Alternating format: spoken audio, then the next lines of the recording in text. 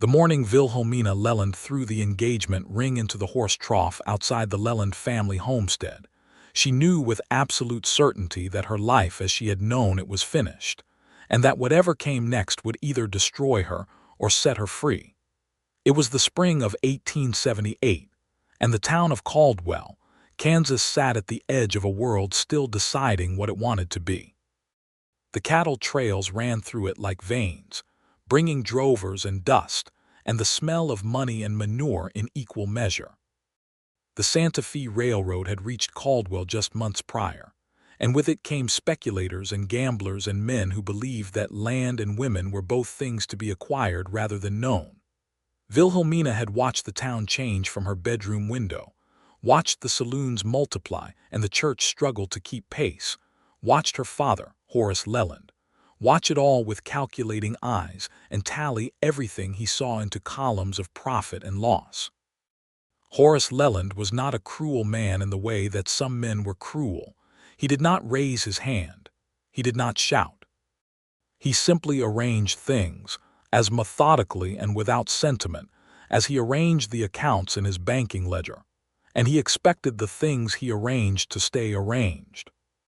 He had built his bank from nothing when Wilhelmina was 3 years old, had cultivated relationships with cattle barons and railroad men, had made himself indispensable to the commerce of the territory, and he had long since decided that his daughter was a part of his legacy in the same way that the bank building's stone facade was a part of it. She was meant to look well and be admired and serve a purpose that reflected his standing. The man he had chosen for Wilhelmina was Gerald Whitmore, aged 41, a cattle speculator from Abilene who had 3 failed business ventures behind him, and a 4th that currently appeared profitable only because Horace Leland had quietly backed it.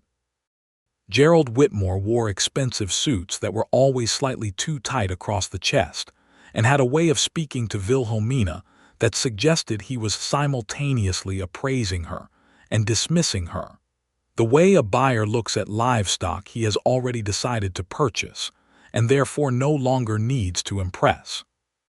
He had come to dinner twice and brought flowers both times and kissed Wilhelmina's hand with a wet mouth, and when her father had summoned her to the parlor and told her that the arrangement had been formalized, that Gerald would marry her in June, Wilhelmina had sat very still and felt something inside her go completely, utterly cold.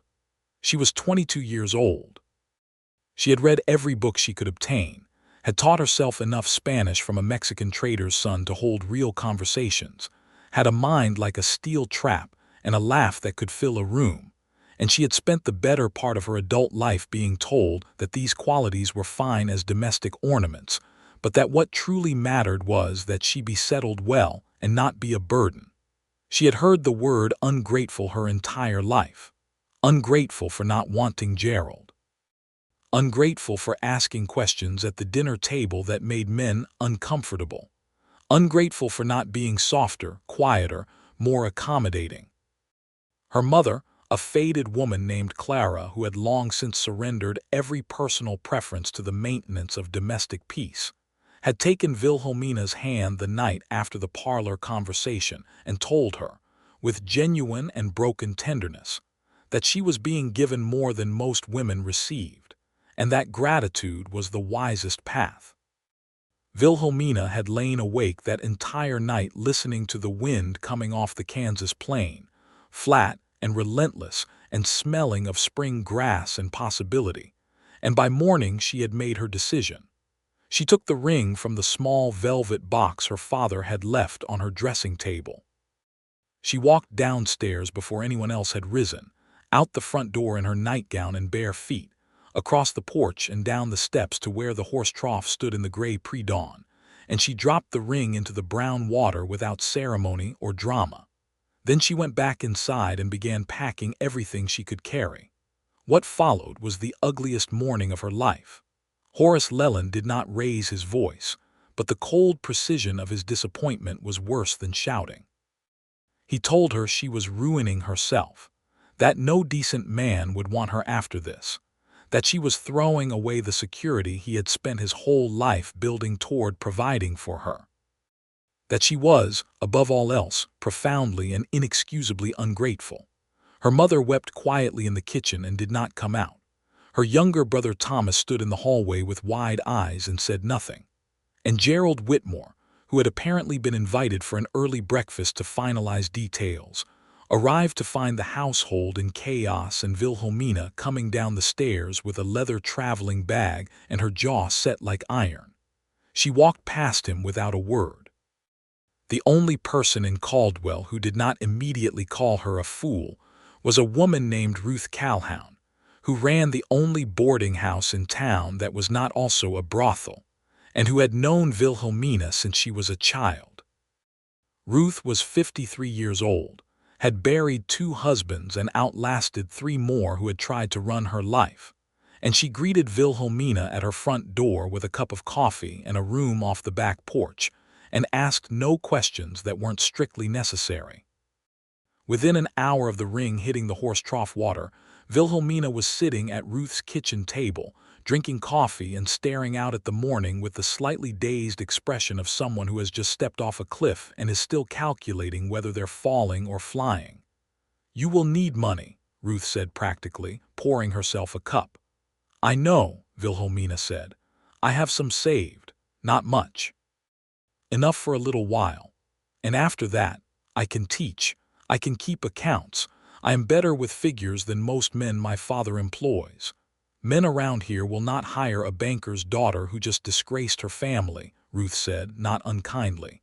She was a woman who valued directness the way other women valued embroidery as a skill worth cultivating.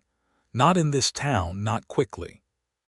"Then I will go somewhere else," Wilhelmina said, and the words surprised her even as she said them because they were true. She had been in Ruth's boarding house for 3 days, mostly keeping inside to avoid the gossip that had already taken root in Caldwell like a weed in summer soil. When she heard the commotion out front and looked through the window to see a man on a gray horse, arguing with the livery stable owner about feed prices with the calm, measured authority of someone who expected to win the argument and was simply waiting for the other party to catch up. He was perhaps 26 or 27, lean and weathered in the way of men who spent their lives outdoors, with dark hair that curled slightly at the ends from sweat and trail dust, and eyes that she couldn't quite make out from the window, but that seemed, from their set, to miss very little. He wore a working man's clothes, not the fancy get-up of some drovers who spent all their wages on appearance, but everything on him was clean and cared for and fit properly, which told her he was someone who respected practical things. He had a rifle in the scabbard on his saddle and a pistol at his hip, and the easy, unhurried way of moving that said neither was for show. He won the feed argument in the way she suspected he won most arguments, which was to say quietly and with facts, and the livery owner eventually nodded with the resigned look of a man who knows when he is beaten and takes his leave with what dignity he can salvage. The man on the gray horse dismounted, stroked the horse's neck once with a hand that was clearly practiced at the gesture, said something to the animal that made the horse's ears swivel forward attentively, and then turned toward the boarding house and caught sight of Wilhelmina watching from the window. He did not do what some men would have done, which was smirk or look her up and down with ownership. He simply nodded, the way you nod at someone on the street, respectful and incurious, and then went to tie his horse to the rail. His name, she learned from Ruth that evening, was Stephen McCrae.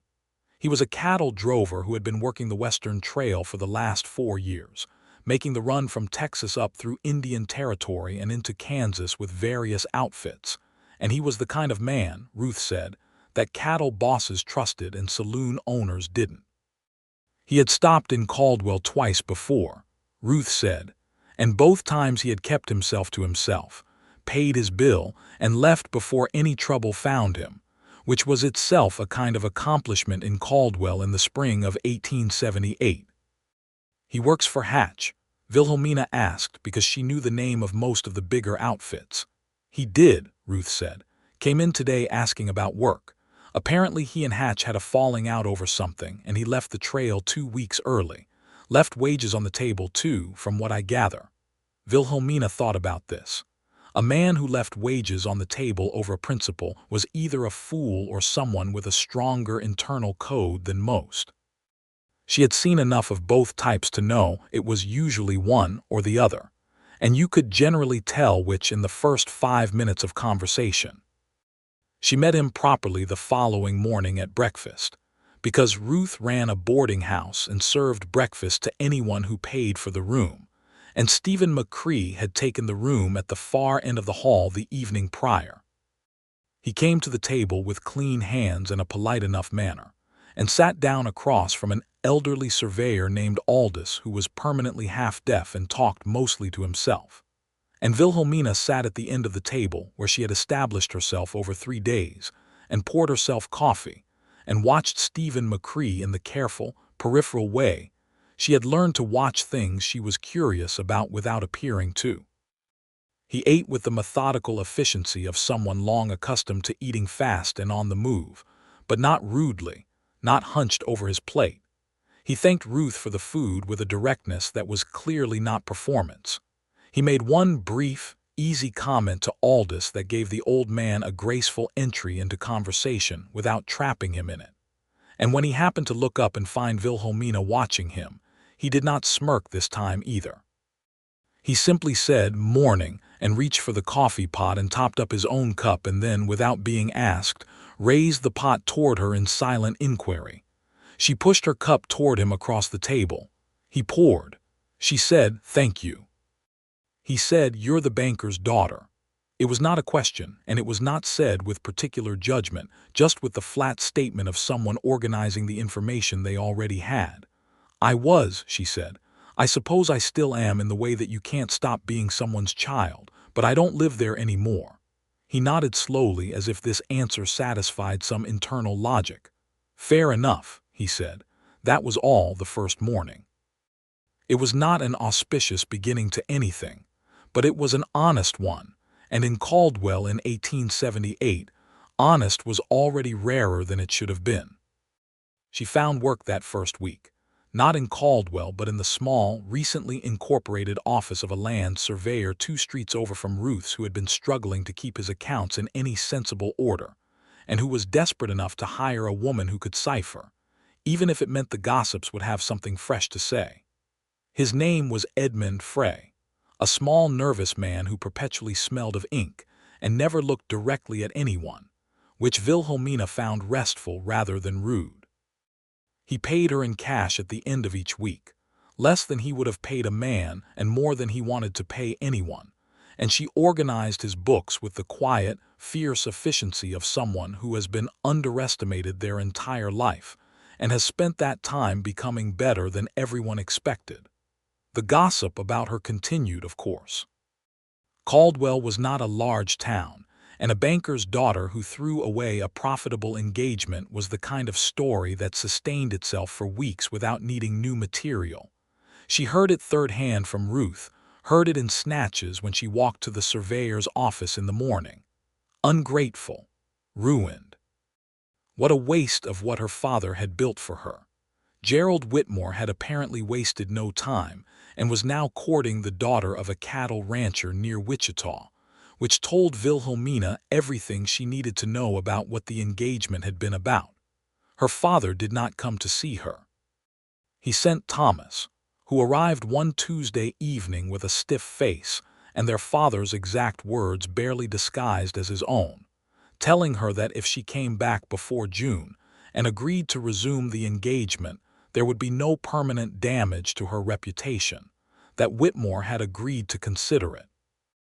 Wilhelmina had looked at her brother for a long moment, seeing both the boy she had helped raise and the man he was becoming, a man shaped by the same forces that had tried to shape her, and she had said, "Tell father I appreciate the offer and decline it, and that I am well."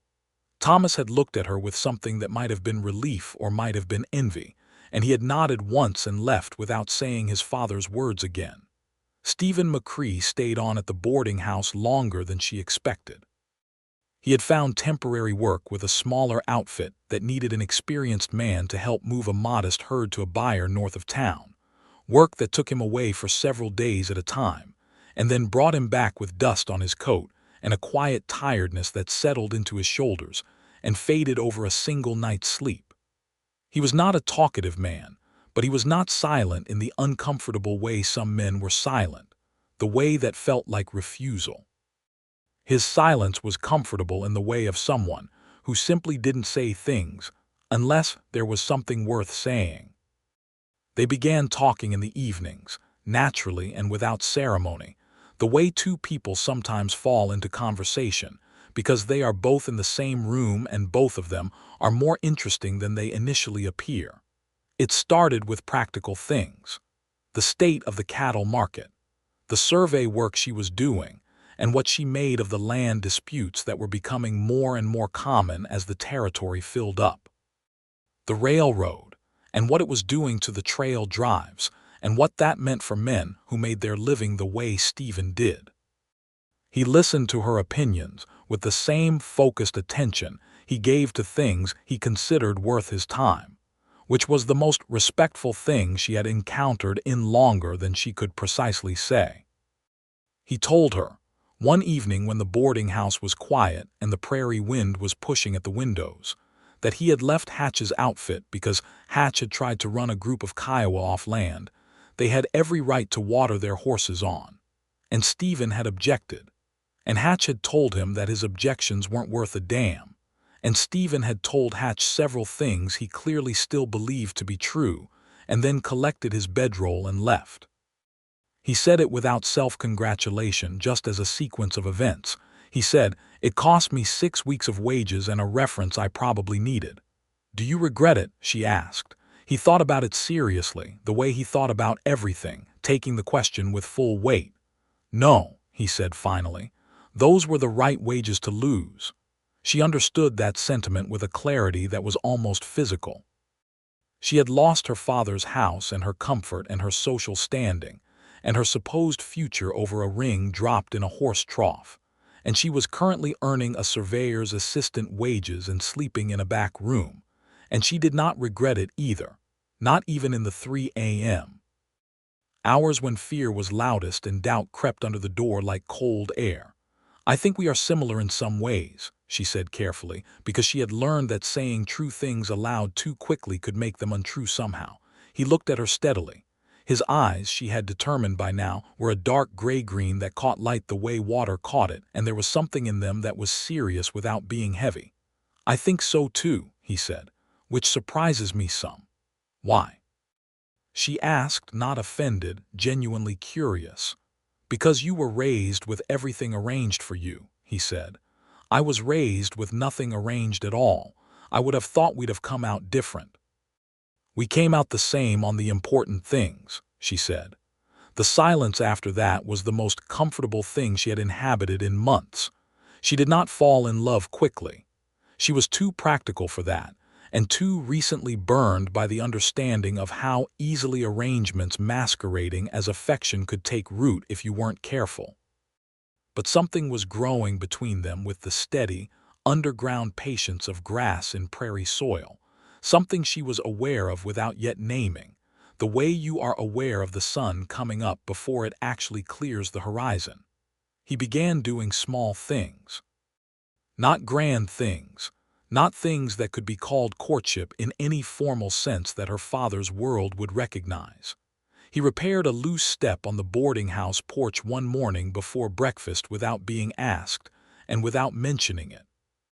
When she was walking back from the surveyor's office one evening, and a horse spooked in the street and nearly knocked her down, he appeared from nowhere, very calm, and steadied the horse, and then turned to her and asked if she was all right and waited for an actual answer rather than accepting the reflexive, "Yes," most people accepted. When she mentioned once, in passing, that Edmund Frey's office had no lamp bright enough for proper close work, and that she was getting headaches from squinting over figures, a decent oil lamp appeared on the boarding house front desk the following morning with no note and no explanation, and she had looked at Stephen McCrae over breakfast, and he had looked at his eggs, but the corner of his mouth had done something quiet and pleased. She watched him with other people. That was how she learned someone's character. She had long believed, not in how they treated you when they wanted something from you, but in how they moved through the ordinary world. He was patient with Aldous and his rambling. He was straightforward with Ruth, who valued that above almost everything. He was easy and genuine with the Mexican hands who worked the smaller outfits nearby, and with whom most Caldwell men maintained a studied coolness, speaking the limited Spanish he had and listening carefully to fill in the gaps with context. He was kind to horses in the particular way of men who have spent years depending on them, not sentimental, just deeply respectful. He was firm and clear with men who tried to cheat or bluster, and he never made it a performance. She found herself watching for him in the evenings. She found herself, when telling Frey some piece of information she had worked out in the accounts, thinking about how she would explain it to Stephen later because he would find it interesting. She found herself, when the Kansas wind howled at night and the boarding house creaked, feeling something that was not quite safety, because safety was too passive a word for it, but something more active than that. Something like rightness. He asked her to take a walk with him one Sunday afternoon in late April, formally, and with a slightly awkward directness that told her he had been thinking about how to ask and had settled on the most honest approach. They walked along the road west of town where the prairie opened up and you could see for 10 miles in every direction, and the sky was so enormous it made you feel both very small and somehow elevated, as though you had been included in something vast. He told her about his life, not in a torrent, not with the oversharing that some men used as a kind of crowbar, but steadily, in the way of someone who has decided that this person is worth being honest with. He had grown up in Missouri, the fourth of 6 children on a farm that never quite prospered, had left at 17 when the farm finally failed, and his father had taken to drinking with the thoroughness of someone pursuing a career. He had drifted south and west, had found work with cattle outfits in Texas, had discovered that he was exceptionally good at moving large animals across difficult terrain while keeping both them and the men around him alive. He had been doing it for 9 years. He had saved money carefully. He had a plan, and the plan was land. What land? She asked, watching a hawk circle something invisible in the distance. There is a section northwest of here that is being offered for homestead claim under the Timber Culture Act, he said. 160 acres. The water is not bad, there is some natural shelter from the hills to the north, and I think cattle could do well there with the right handling, not trail work, ranching, something that stays in one place. You want to stop moving, she said. I have been moving since I was 17, he said. I would like to try standing still somewhere. She understood that too. She had been standing still in the wrong place for 22 years and had recently found herself in what felt like freefall, but she understood the desire for a chosen stillness, a place you had made rather than been assigned. What is stopping you from claiming it? She asked. Nothing now, he said. I have enough for the filing fee. I have enough to build something to live in while I establish the place. I have enough to buy the start of a herd. He paused. I am telling you this not because I am asking you for anything, Wilhelmina. I want you to be clear on that. I am telling you because I think you are a person who ought to know the truth about the people around her. The way he said her name, Wilhelmina, the full name that most people shortened or flinched at, as if it were something to be apologized for. He said it as though it simply belonged to her, as though it was exactly right, and something in her chest shifted in a way she could not entirely explain. She stopped walking. He stopped with her half a step ahead and turned. Stephen, she said, and his name felt straightforward in her mouth, a good, honest, solid name. I think you know that this is more than you just telling me facts. He held her gaze. There was no pretense in him. She had known this from the first morning. It was one of the things she valued most about him. Yes, he said, I suppose it is.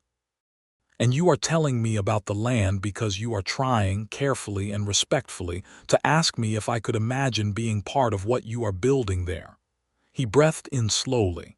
That is close to it, he said. Tell me the rest of it, she said. Tell me exactly." He looked at her for a long moment in the enormous Kansas light, and then he said, "I would like you to consider when you are ready whether what is happening between us is something you want to let happen all the way. I am not asking you to decide anything now. I am not asking you to attach yourself to my plans because you need a place to go. You are capable of finding your own place, I am certain of that. But I am also certain that I have never met anyone quite like you, and that when I am away working I think about coming back here, and that the reason I think about coming back is you. And I think you ought to know that." The wind moved through the prairie grass around them, and the hawk made one more long circle, and then dropped like a stone toward whatever it had been watching. And Wilhelmina stood in the middle of it all and felt something in her that had been cold since the morning of the ring in the horse trough begin, slowly and cautiously, like a frost-stiffened hinge gradually moving to open. "I think," she said carefully, "that you are very possibly the most honest person I have encountered in some time, and that I find that more attractive than any number of bank accounts and stone facades." Something warm moved through his face. Not a grin. He was not a grinning sort of man, but something that was deeper than a grin. "That is possibly the best thing anyone has said to me," he said. They walked back to town side by side in the late afternoon light, not touching but close enough that their arms almost brushed, and the distance between them felt charged with possibility the way the air before a summer storm feels charged, full of something that is coming and hasn't arrived yet and is entirely welcome. 3 things happened in the following 2 weeks that changed the shape of everything. The first was that Edmund Frey received a large contract from the railroad to do an extensive survey of land holdings along a proposed new branch line, and he needed to expand quickly, and he asked Wilhelmina if she would take on a more senior role managing the accounts and corresponding with the railroad's land office on his behalf. He offered her real wages, wages that approached what a man in the same role might make, because he had discovered that she was worth real wages, and because the railroad's land office didn't care whether the signature on the correspondence was female or not as long as the figures were correct. She said yes immediately, feeling something solid settle under her feet that she was still getting used to, this sensation of building something that was actually hers. The second was that Horace Leland came to see her. He came on a Thursday morning, arriving at the boarding house while she was already at Frey's office, and Ruth told him so, and he walked to Frey's office and appeared in the doorway with the contained, compressed look of a man who has been rehearsing something and has decided he is ready to say it. Wilhelmina looked up from a column of figures and felt the familiar cold settle over her, but she did not let it show. She folded her hands on the desk. "Father," she said. He sat down across from her in the surveyor's spare chair and looked around the small, dusty office and then looked at her. And for a moment she could see him clearly, not as a figure of authority, but as a man of 58 who had worked himself hard his entire life and had genuinely believed he was doing right by her and had been wrong in a way he did not yet fully understand. "You look well," he said, and there was something uncertain in it that was not his usual tone. "I am well," she said. A silence stretched. He looked at his hat, which he held in both hands in his lap, turning it slowly. "Gerald Whitmore is engaged to someone else," he said. "I heard," she said. "I thought you should know." "Thank you." Another silence. He turned the hat. "Clara asks about you," he said. "She would like to see you." "I would be glad to see Mother," Wilhelmina said, and meant it, and felt the small ache of it at the back of her throat. He looked at her then, a long look that was more searching than anything he had turned on her in years, as though he was trying to see something he had been looking at wrong. "Are you happy?" he asked, and the words sounded strange coming from him, as though it wasn't vocabulary he reached for often. She thought about it honestly. "I am not unhappy," she said. "I am scared sometimes, and I am tired, and I am more uncertain about my future than I have ever been. But I am doing work that is real and that I am good at, and I am in a room I chose to be in, and I can look out that window and see the street without feeling like I am looking at a wall." She paused. "That is more than I had, Father." He was quiet for a long time. Then he said, "I thought I was giving you security." "I know you did," she said. "I thought that was what a father was supposed to give a daughter." "Security is a good gift," she said, "but it has to be the right kind. What you were offering was Gerald Whitmore's name and his access to your bank account and a life in a parlor where I was not supposed to ask questions. That is not security. That is a well-furnished cage." He flinched. Not much, but she saw it. They talked for 40 more minutes, and it was the most direct conversation she had ever had with her father, and it was painful and clearing in equal measure, like lancing something infected. He did not fully capitulate because he was Horace Leland and he was not built for full capitulation, but he listened in a way he had never quite listened before, and when he left he shook her hand, which was an odd thing for a father to do to a daughter, but from Horace Leland it was more than anything more comfortable would have been, because it meant he was taking her seriously. It meant he was meeting her as someone he had to respect. He paused in the doorway. He looked at his hat again. Then he said, "For what it is worth." He stopped, tried again. "I think," he said slowly, "that I am glad you refused it, that life I arranged. I think that I am glad you had the courage I did not have at your age." He did not wait for her response. He put on his hat and walked out the door with his usual brisk stride, and Wilhelmina sat very still with her hands flat on the desk and her eyes stinging, and let that settle into her like water into dry ground. He said he was glad she had refused it, not ungrateful, not ruined. Glad. She carried that word with her for the rest of the day. The third thing that happened was that she told Stephen. She told him that evening on the boarding house porch, while the sky went pink and then deep rose and then the particular tender purple of Kansas evenings, sitting in the 2 chairs Ruth kept there for guests who wanted the air. She told him about the visit, her father's words, the stiff handshake, the way she had felt. She told him about the months before the ring in the horse trough. She told him about Gerald Whitmore and his wet handshakes and his tight suits, and the particular way he looked at her that made her feel like inventory. She told him about her mother in the kitchen not coming out. He listened to all of it without interrupting, which was one of his finest qualities. When she was finished, he was quiet for a moment, and then he said, "You were very brave." "I was terrified," she said. "Those are the same thing," he said. She looked at him in the fading light and felt the thing in her chest that had been cautiously thawing crack open the rest of the way, and she said, "I think I am falling in love with you, Stephen McCrae, and I want you to know that it is not because I need somewhere to go. It is because I have spent 3 months watching you be exactly who you are without pretense or performance, and that is rarer and more valuable than any cattle section in Kansas, and I think you are a genuinely good man, and I think I would very much like to see what this becomes." He stared at her for a beat, a long suspended beat in which the last color drained from the western sky, and then he reached across the gap between the chairs and took her hand in both of his hands rough and calloused and warm, and he said, "I have been in love with you since the 2nd week of March when you argued Edmund Frey's surveying methodology over the breakfast table using mathematical proofs, and he didn't know whether to be embarrassed or grateful, and you didn't notice because you were right and you knew it." He paused. "I have been waiting for you to be ready." She laughed, a real laugh, unguarded and full, and he smiled. The first real unguarded smile she had seen from him, wide and genuine, and transforming his weathered face into something that made her want to put her hand against his jaw. She did not quite yet, because they were on a boarding house porch in the middle of Caldwell, Kansas, but she held onto his hands and the evening deepened around them and neither of them moved for a long while. The weeks that followed were the most ordinary and entirely extraordinary weeks of Wilhelmina's life. She continued working for Frey, who had stopped being nervous around her and had begun talking to her like a colleague, which she found she preferred enormously. She visited her mother, and those visits were tender and careful and gradually less painful, her mother blooming in small ways when they were alone, admitting things she could never say with Horace present.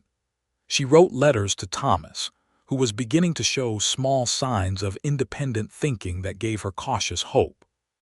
And she spent her evenings in Stephen McCrae's company with the deepening pleasure of two people who have discovered in each other something they had not known to expect and cannot quite believe their good fortune in finding. He took her to see the land he had filed the homestead claim on. It was a mild day in mid-May, and they rode out northwest of town on borrowed horses, because he had sold his to fund the filing fee and hadn't yet replaced the gray, and the land unfurled around them like something breathing. 160 acres of Kansas prairie with a natural draw where water collected after rain, and a stand of cottonwoods that meant something was reliable underneath, and low hills to the north that broke the worst of the winter wind. Nothing was on it yet. Not a building, not a fence. Just the land, open and waiting. He stood in the middle of it with his hands in his pockets, and his hat pushed back slightly, and she could see him seeing it, seeing what it would be, and she understood the vision because it was the kind of thinking she did over numbers, the gap between what was and what could be made to be. There, he said, pointing north toward the shelter of the hills. The house there. South-facing so it gets the morning light, the cattle on the east section where the grass is thicker, a kitchen garden on the west side where Clara, your mother, he caught himself, where a garden would get afternoon sun. She looked at him. You were going to say where Clara would put a garden, she said. He looked slightly caught out. I was imagining, he said. You were imagining us here, she said. I have been imagining it for some time, he said carefully. But I have not asked you anything, and I am not asking you anything today. I want to show you what I am building, and I want you to imagine it too if you want, and what you do with that imagining is entirely your own affair. She turned slowly in a circle, looking at all 160 acres of open possibility under the enormous sky. She thought about the stone facade of the bank. She thought about Gerald Whitmore's wet hands. She thought about the surveyor's office where she had become, without anyone's permission, someone who was good at something real. She thought about her father's handshake and the word glad. I would put the garden on the west side too, she said. He turned to look at her. And I would make the house face slightly more southeast, she said, so that you get the afternoon light as well as the morning, because Kansas winters are long and you want every hour of it. She looked at him steadily. I'm not saying yes to anything you have not asked me yet. I am saying that if and when you ask me, I will have opinions about the garden placement and the house orientation, and you should know that going in. He looked at her with the warmth she had learned by now to read in him, the deep current of it under his careful exterior, and he said, I would be very sorry if you didn't. He asked her properly 3 weeks later, on a Sunday evening, on the boarding house porch that had become their place, the two chairs facing west into the sunset. He had acquired a new horse by then, a good bay gelding he had named something practical she had already started calling something entirely different, and he had made 2 more trips to the land to begin mapping out where he would break ground for the house. He had a small amount of lumber on order from the new yard that had opened east of town. He was building something. He was building it on purpose, with the same methodical, unhurried steadiness with which he did everything. He turned in his chair to face her, both of his hands resting on his knees, his hat in his lap, and he said, Wilhelmina, I love you. I have not said it plainly because I was waiting until I had something plain to offer alongside it, and I think now I do. I have the land and I have enough to start. I have my hands and my word, which I have never broken. I have no interest in arranging your life for you because I think you have seen enough of that, and I think you are better at arranging your own life than anyone else would be. What I am asking you is if you will let what we have been building together these past months become something permanent. I am asking if you will marry me, not because you need a home, but because I want to make one with you, and I cannot imagine making it as well or as rightly without you.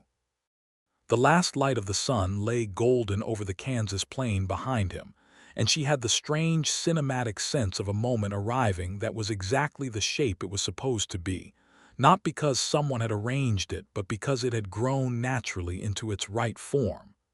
"Yes," she said, "I will." He kissed her then for the first time, leaning across the gap between the chairs, his hand coming up to frame her jaw with a touch so careful and intentional it made her eyes sting. And the kiss was exactly what she would have predicted and entirely more than she had been prepared for, gentle and warm and absolutely certain.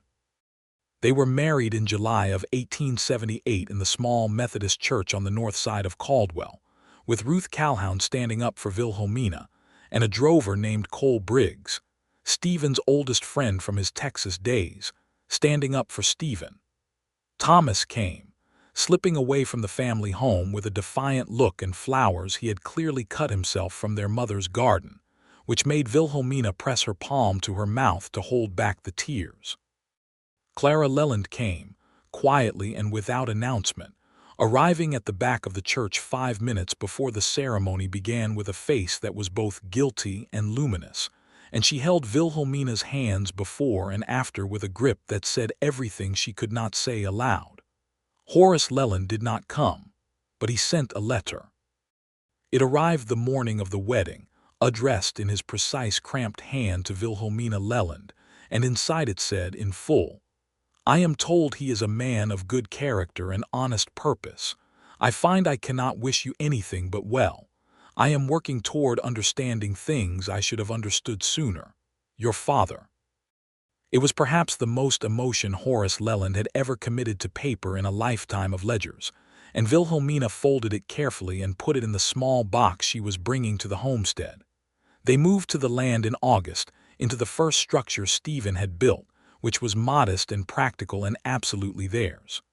2 rooms, a solid floor, a fireplace that drew well, a door that hung true. He had positioned it slightly more southeast than his original plan, exactly as she had suggested, and the afternoon light came through the west window and lay in long gold oblongs across the floor, and she had never in her life felt so entirely in the right place. She did not stop working. She continued her arrangement with Frey by correspondence, handling his accounts by mail as he expanded the business. And she had acquired 2 additional clients on her own, small outfits and homesteaders, who needed someone who could keep records and deal with the increasingly complicated land office correspondence that the railroad's expansion was generating. She worked at the table in the morning and went out to the land in the afternoon, learning cattle work with the same focused intelligence she applied to figures, learning which animals were which and what they needed, and how the grassland worked, becoming fluent in the language of her new life with the same deliberate application she had once used to teach herself Spanish. Stephen taught her as though she were entirely capable of learning, which she was. He never talked down to her about the cattle or the land or the tools. He explained things clearly, corrected her mistakes without embarrassment, and listened when she made observations from her outsider's perspective that he found genuinely useful, because sometimes someone who had not always done it one way could see things that someone deeply familiar with that way could not see. They disagreed sometimes, cleanly and directly, and resolved it with facts and logic and occasional compromise, and she found that disagreeing with him was almost as good as agreeing with him, because it was honest in the same way that everything between them was honest.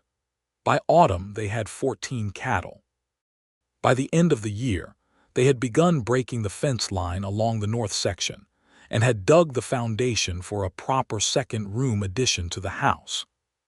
The prairie winters were hard in the way she had known they would be, long and white and relentless, but the hills to the north did break the worst of it, and the house was well built and warm, and they had laid in sufficient stores.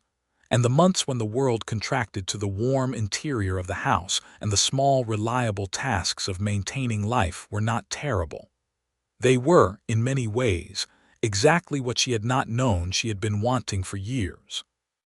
A life that was real and close and entirely present, not some arranged future she was supposed to grow into, but a now she actually inhabited. She found out she was expecting their child in late January of 1879. She told Stephen on a morning when the frost was thick on the window glass, and the fire had just caught, and the whole world outside was white and still. And he went very quiet for a moment in the particular way that meant something had reached all the way inside him. And then he crossed the room and held her with both arms for a long time without saying anything. And she rested her face against his shoulder and felt his heart beating, fast and steady, and thought that this was the finest moment she had ever been in. He did say something eventually, softly, against her hair. "Are you frightened?" he asked. "A little," she said honestly. "Me too," he said. "We will be frightened together." Clara Leland came to stay for the last month of the pregnancy and the first weeks after, making the journey from Caldwell with a trunk full of things she had been quietly assembling for months, quilts and small garments and practical necessities, and arriving at the homestead with the look of a woman who has decided to do something real rather than safe, and has found that the decision agrees with her. She and Wilhelmina fell into an ease together that had never been possible under Horace's roof, talking in the evenings while Stephen did the last checks on the animals, talking about things they had never been able to talk about before, the life Clara had lived and the choices she had made and the things she wished she had done differently and the things she was only now beginning to do. "Does father know you are here?" Wilhelmina asked one evening. "I told him I was coming," Clara said. "He did not say I could not." She paused, something wry moving across her gentle face. "He is not, I think, in a position to arrange very many things anymore." Something had shifted in Caldwell since the spring. Wilhelmina had heard it from Ruth and from Thomas's letters. Horace Leland, alone with his ledgers and his stone facade after his wife had quietly begun to move in and out of his world on her own terms, and his daughter had built a life without him, had begun to exhibit the particular bewilderment of a man who realizes that the things he controlled were not the things that mattered, and the things that mattered were not in his ledger.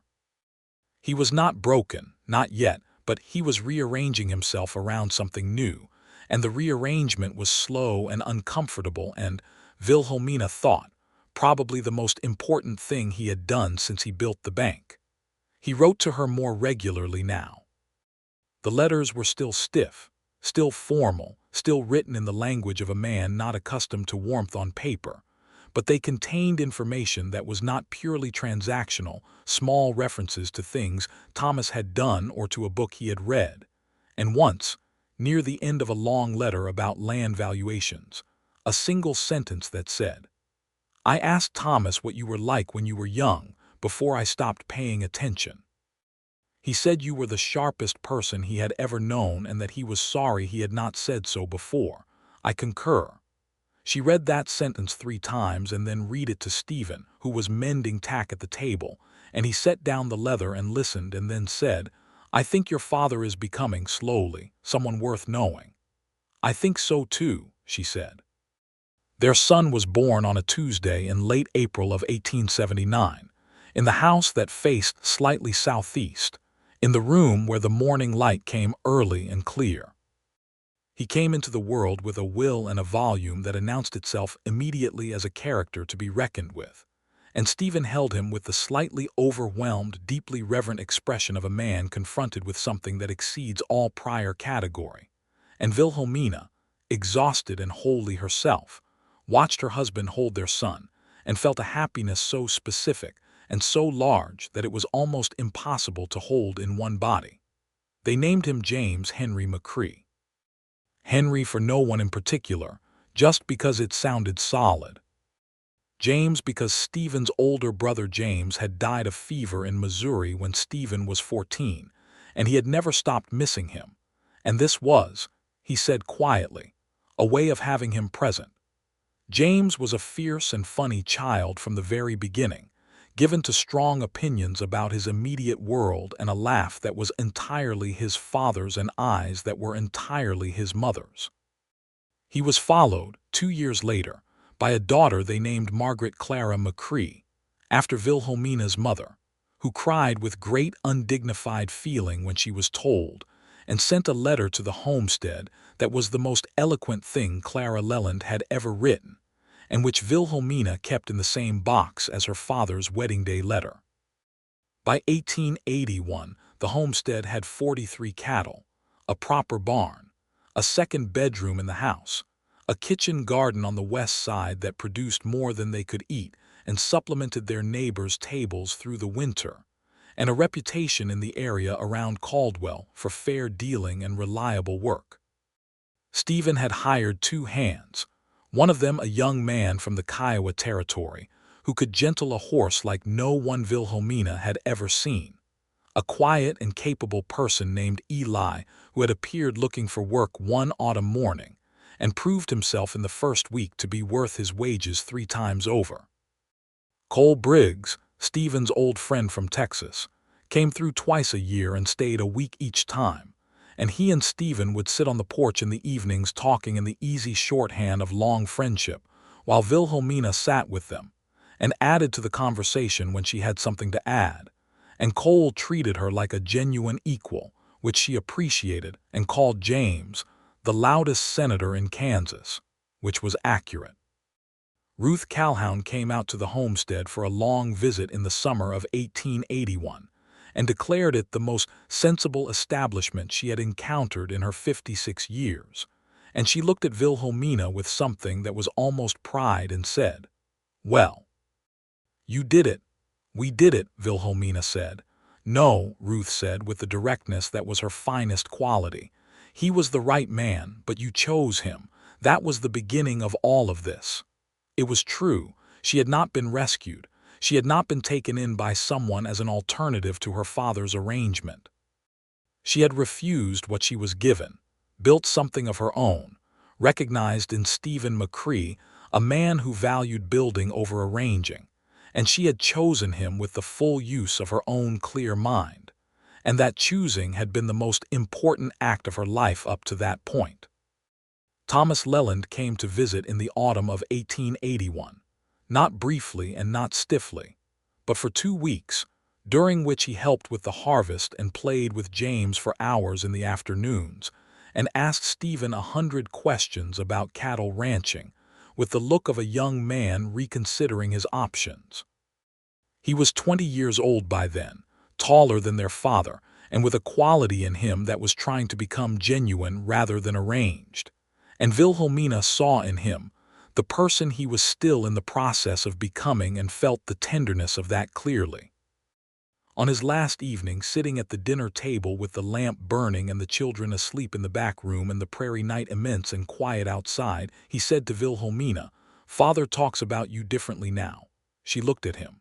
"How so?" "He talks about you," Thomas said, "as though you are a person he admires, not just his daughter, a person." He paused. "He asks if I have heard from you before he asks me about anything else." She absorbed this. There was still pain in the history between herself and her father. There were years that could not be undone, arrangements that had been made over her rather than with her, a childhood and early adulthood shaped by his certainty that he knew best and his complete wrongness on the most important matters. None of that was erased, but it was being slowly and imperfectly redressed. "Tell him," she said carefully, "that he is welcome to visit, if he wants to." Thomas looked at her with something that was very close to relief. "I will tell him that," he said. Horace Leland came to the homestead in the spring of 1882. He came on a Thursday, arriving without fanfare in a hired buggy from Caldwell, and he stood in the yard and looked at the house and the barn and the section of fence along the north field and the cattle visible in the eastern pasture. And his face did the thing that faces do when confronted with evidence that contradicts everything they told themselves about someone, the slight revision, the recalibration. Stephen met him in the yard. Wilhelmina watched from the porch with James on her hip, Margaret holding her skirt, and she watched her husband extend his hand to her father with the same straightforward dignity. He extended to anyone he dealt with fairly, not warm yet, but not cold, honest and level, and she watched her father take his hand and shake it properly, meeting his eyes. He held James for an uncomfortable, and then gradually softening 15 minutes on the porch, while James told him about the horse named Biscuit with the complete conviction of a 3-year-old that this was the most important information in the world. And Horace Leland listened with the slightly bewildered expression of a man encountering something he does not have a ledger column for, and finding that he does not entirely mind. At dinner, which was simple and good, he looked around the table slowly, at Stephen, who passed the bread without ceremony and spoke to his children with genuine ease, at James, who had opinions about the gravy, at Margaret, who was solemn and watchful in the way that already reminded Wilhelmina of herself at that age, at Wilhelmina herself, and she could see him adding things up in a way that was different from his usual accounting, adding up something he didn't have a formula for, something that had to do with a quality of life that wasn't in any column he had ever maintained. After dinner, when Stephen took the children to settle them and Wilhelmina and her father sat at the cleared table with coffee, he said, in the careful voice of someone choosing words the way you choose tools, "You built something real here." "We did," she said. He looked at his coffee cup. "I didn't believe you could," he said. "When you left, I thought you were destroying your life." He paused. "I was wrong about that." "Yes," she said simply, not to wound, not to press the point, just to agree with the truth of it. "I was wrong about Whitmore too," he said. "I knew it before you did, I think, somewhere underneath. I knew he was not what I was telling myself he was. But the arrangement made financial sense, and I was accustomed to arrangements that made financial sense being the correct arrangements." He turned the cup in his hands. "It turns out that is a very limited way to judge things." "It is," she said. "Your mother," he said, and stopped, tried again. "Your mother is well. She has a garden now, a large one. She talks about it the way she used to talk about nothing at all." He looked at Wilhelmina directly. "I think I had taken a great deal of space from her for a very long time, and I am trying to take less." Wilhelmina looked at her father, 60 years old and straight-backed and uncomfortable with feeling in the way of men his generation who had been told feeling was a luxury, and she felt the complicated weave of love and damage and possibility that was what it meant to be his daughter, and she said, "I am glad you came, father." He looked at her. "So am I," he said. Stephen came back from settling the children and poured himself coffee and sat down at the table, and the three of them talked for another hour about practical things mostly, land values and cattle markets and the railroad's expansion. But the practical things were a language they all three spoke fluently.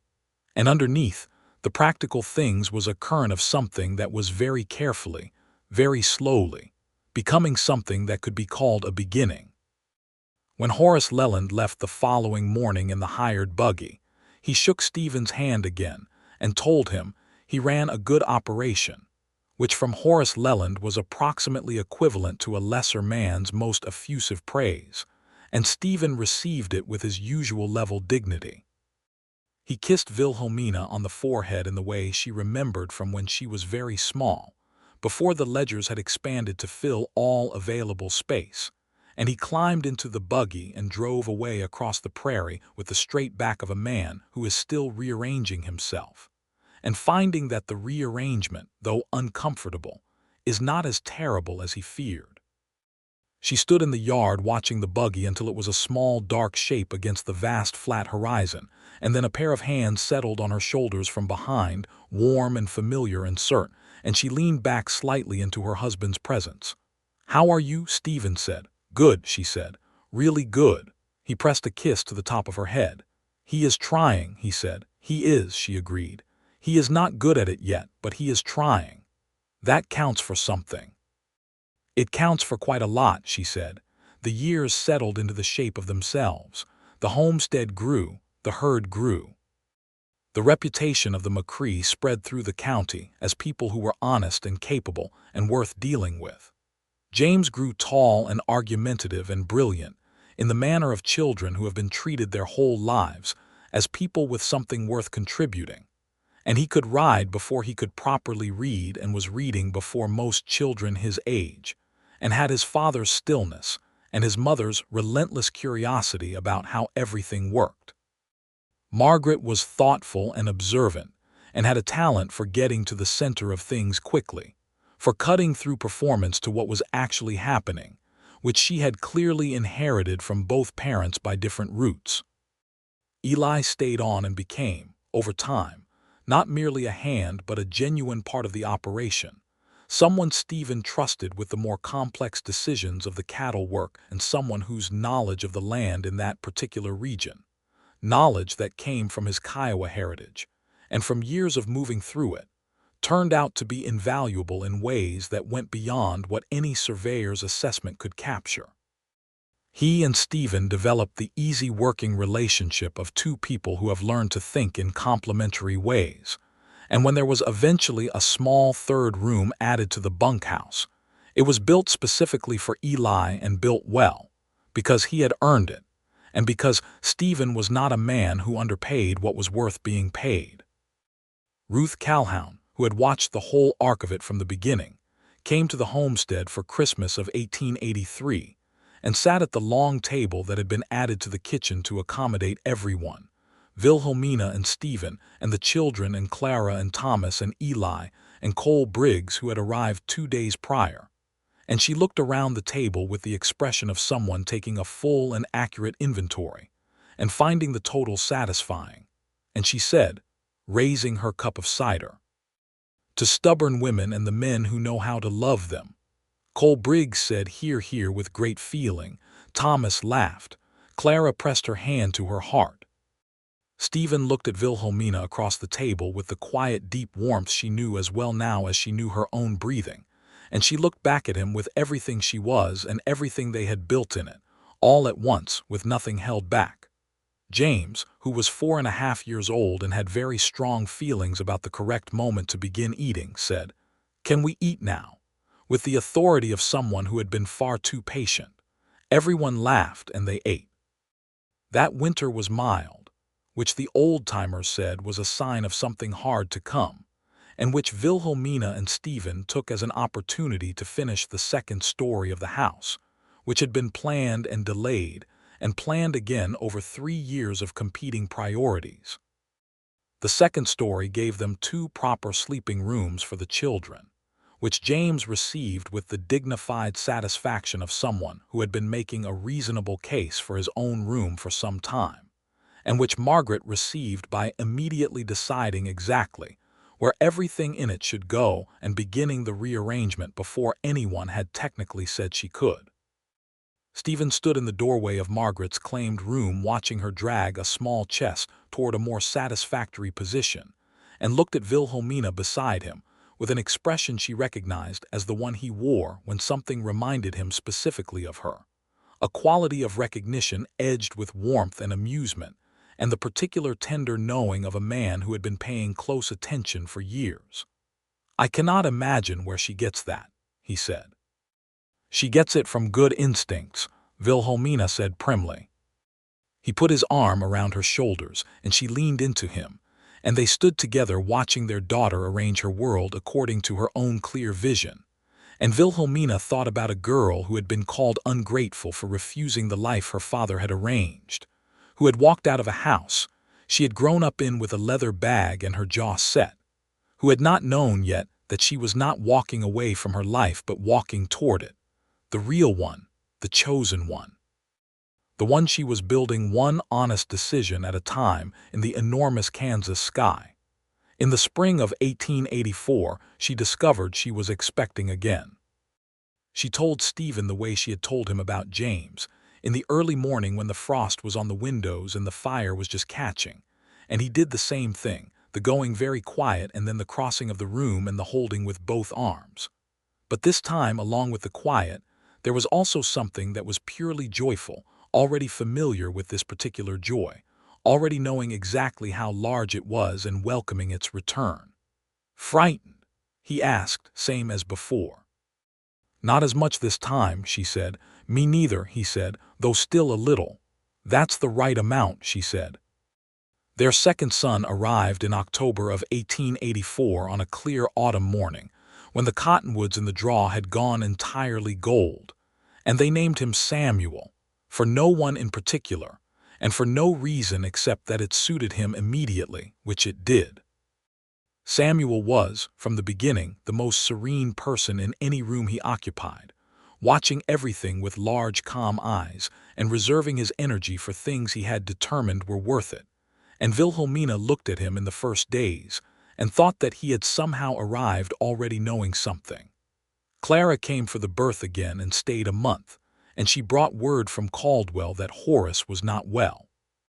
Not gravely, not urgently, but the kind of not well that came from 65 years of compression and control, something in his chest that tired him easily. He had reduced his hours at the bank. He had, Clara said with a quiet wonder that contained its own love story, been spending his Sundays in the garden with her.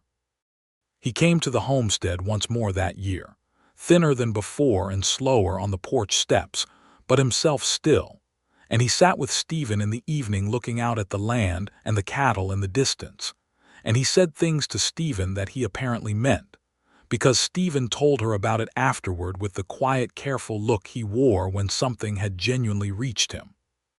He told her that her father had said that in the whole of his business life, the clearest evidence of real value he had encountered was the McCrae homestead, and that he meant it purely as a compliment and not at all as a business observation.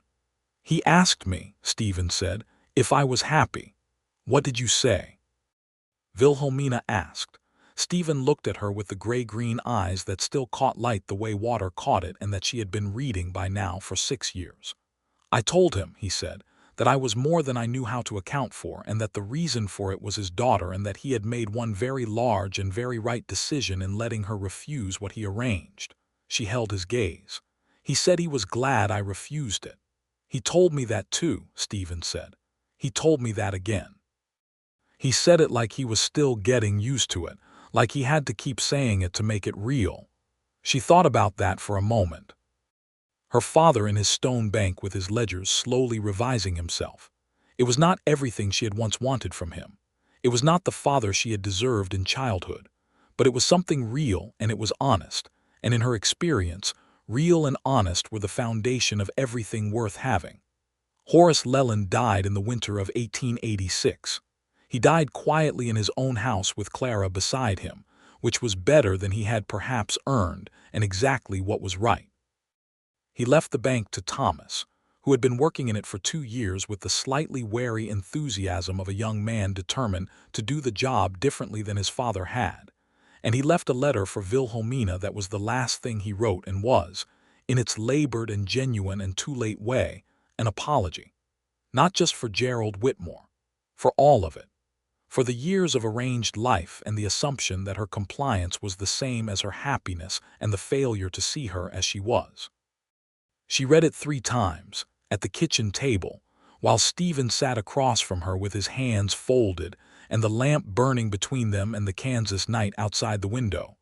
And she cried, not entirely with grief, not entirely with forgiveness, with the complicated whole of it, with everything that was true about loving a person imperfectly and being loved imperfectly, and the long, slow work of getting closer to something better. She kept the letter in the box with the letter from the morning of her wedding, and the Senator Thomas had sent from the legislative sessions he had begun attending as Caldwell grew, and the county organized itself and needed someone who could argue clearly and wasn't afraid of the answer, and various other things that were the archive of the life she had chosen and built and refused to be talked out of. That spring of 1887, on the porch in the evening, with the light going to Rose over the prairie and James, 9 years old, doing something constructive and dangerous on the far fence, and Margaret 8 and reading, and Samuel 2.5 and solemn, and sitting in the grass pulling it up in fistfuls with the focused intent of a scientist, Wilhelmina sat in her chair, the same kind of chair as the one she had first sat in on Ruth's boarding house porch nearly a decade before, and felt the particular fullness of a life that had become, in all the important ways, exactly what it should be. Stephen came out from the barn and crossed the yard and paused at the porch steps and looked at all of it, the children and the land and her, with the patient, focused attention he brought to everything worth his time, and then he came up the steps and sat in his chair and said nothing for a moment, just looking out. "James is going to break that fence rail," Wilhelmina said. "Probably," Stephen agreed. "He'll fix it after." "He will," she agreed. Another comfortable silence in which the whole evening breathed around them, "Ruth is coming next month," she said. "I know. I'll fix the step before she gets here so she doesn't tell me it needs fixing." Wilhelmina smiled. "She'll find something else." "She always does," he said, with genuine affection. Samuel looked up from the grass and said something to himself in his calm way and looked at his hands and then went back to the grass. Margaret turned a page. James leaned dangerously off the fence rail and then righted himself with the instinctive balance of a child who had spent his life on a working cattle ranch. Stephen reached across the gap between the chairs, the same gap he had always reached across, and took her hand. His hands were still rough and calloused, probably always would be, and warm and certain, and she held his hand and looked out at their life spread across 160 acres and more under the enormous Kansas sky. "What are you thinking?" he asked.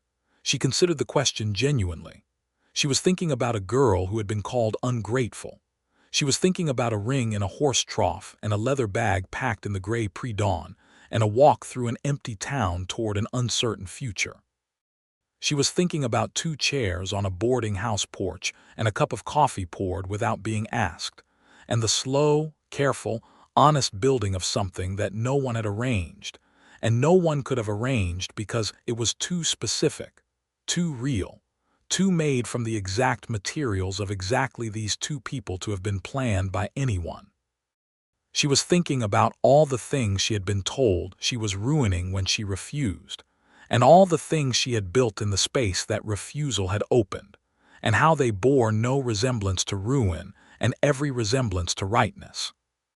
She was thinking that the word ungrateful, which she had carried for so long as a wound, had become over the years something else entirely, had become almost a word of pride, because what she had been called ungrateful for refusing had turned out to be precisely not the thing worth having, and what she had been called ungrateful for choosing had turned out to be precisely the thing. She was thinking about her father's handshake and his last letter and the word glad, and how it had taken him years to reach it, but he had reached it, and that it was, in the end, better than never reaching it. She was thinking about Stephen McCrae, who had poured her coffee on a March morning in 1878 without being asked and asked nothing of her in return, and had loved her honestly and completely ever since. She looked at him, sideways in the evening light. "I am thinking," she said, "that I am quite exceptionally glad I dropped that ring in the horse trough." He looked at her with 9 years of love and work and honesty, and the particular intimacy of 2 people who have been paying full attention to each other for a long time, and a smile moved through his face the way warmth moves through cold ground. "So am I," he said. And the Kansas evening opened out around them, enormous and golden and entirely patient, and the life they had built in it was real and rooted and entirely their own, and it went on.